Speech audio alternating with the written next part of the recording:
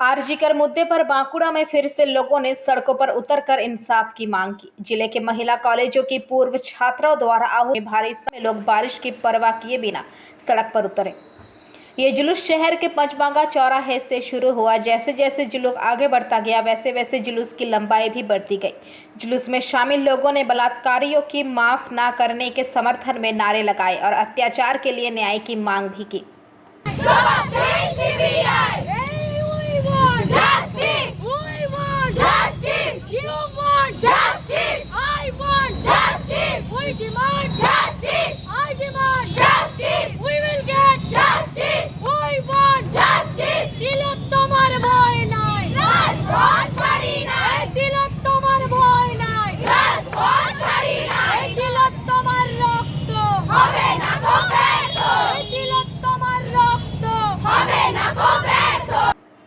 उन्होंने कहा कि आरजीकर की घटना ने बता दिया है कि महिलाएं सुरक्षित नहीं हैं। ऐसी घटनाएं किसी के साथ भी हो सकती है।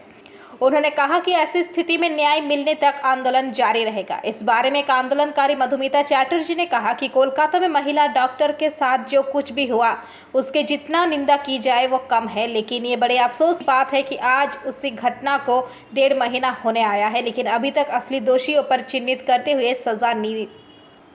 इस बारे में एक आंदोलनकारी मधुमिता चैटर्जी ने कहा कि कोलकाता में महिला डॉक्टर के साथ जो कुछ भी हुआ उसका जितना भी निंदा की जाए वो कम है, लेकिन ये बड़े अफसोस की बात है कि आज उस घटना को 1.5 महीना होने आया है, लेकिन अभी तक असली दोषियों पर चिन्हित करते हुए सजा नहीं दी जा सकी है। उत्तर বিচার দরকার। যারা আমার দিদির বিচার রাখবে, তিলোত্তমার বিচার দরকার। এত একটা নৃশংস অপরাধ হয়েছে, আজকে আরজি করে হয়েছে, কালকে আমাদের সাথে হবে, সবার সাথে হবে। রাতের বেলায় একটা মেয়ে ডিউটি করতে পারছে না, কোনো সিকিউরিটি নেই। আজকে আমি কালকে যে বেরোবো আমার কি সিকিউরিটি আছে? এই জন্য আমরা রাস্তায় নেমেছি যে আমার মুখ্যমন্ত্রী বলছেন যে উৎসবে মাতুল। হ্যাঁ, আমরা উৎসবে আছি। এই যে দেখুন, সবাই উৎসবের জন্য বেরিয়েছি। উৎসব, এটাই উৎসব। আমরা বিচার চাইছি, উৎসবের মধ্যেই আছি আমরা। পুজো হোক, পুজোর মতো করে হবে, কিন্তু তার মধ্যে বিচার চলবে। তার মধ্যে চাইবে, আমাদের দাবি এটা, তার মধ্যে আন্দোলন চলবে, তার মধ্যে আমরা বিচারের জন্য আমরা আন্দোলনে নামবো।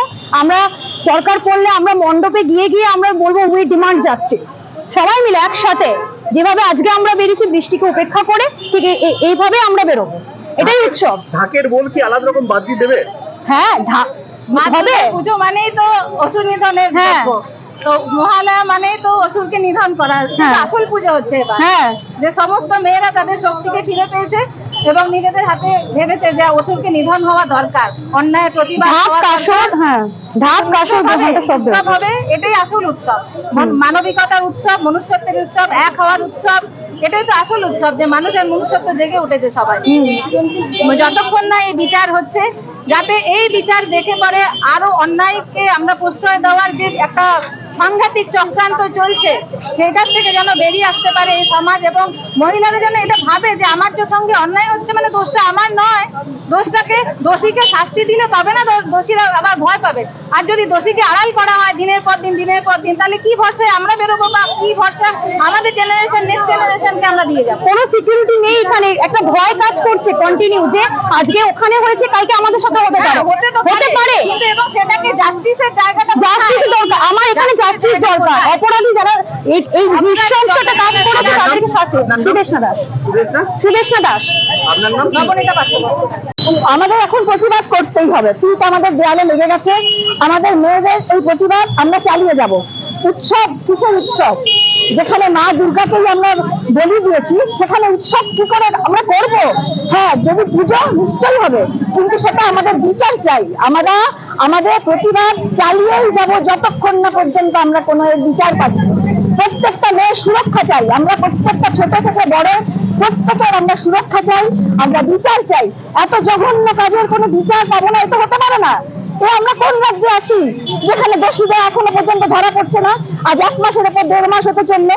আমরা বিচার চাই, এবং এই দোষীকে ধরে প্রত্যেকটা নৃশংস ভাবে যেন তাদেরকে শাস্তি দেওয়া হয়, যেই শাস্তি দেখে আমাদের প্রত্যেকটা ধর্ষক, প্রত্যেকটা একটা বদমাইশ শয়তান জানোয়ারদের বুক কেঁপে ওঠে, প্রত্যেকবার যেন তারা ভয় পায়, আর যেন এমন কোন ঘৃণ্য কাজ আমাদের রাজ্যে না ঘটে।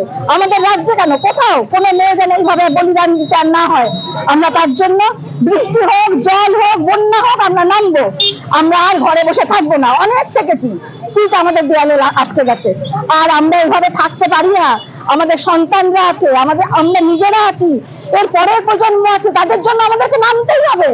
আর কতদিন এভাবে দিনের পর দিন দেখে যাবো যে একটার পর মেয়ে, একটার পর মেয়ে, একটার পর মেয়ে এভাবে চলে যাচ্ছে, কোনো বিচার নেই। হতে পারে এটা কখনো?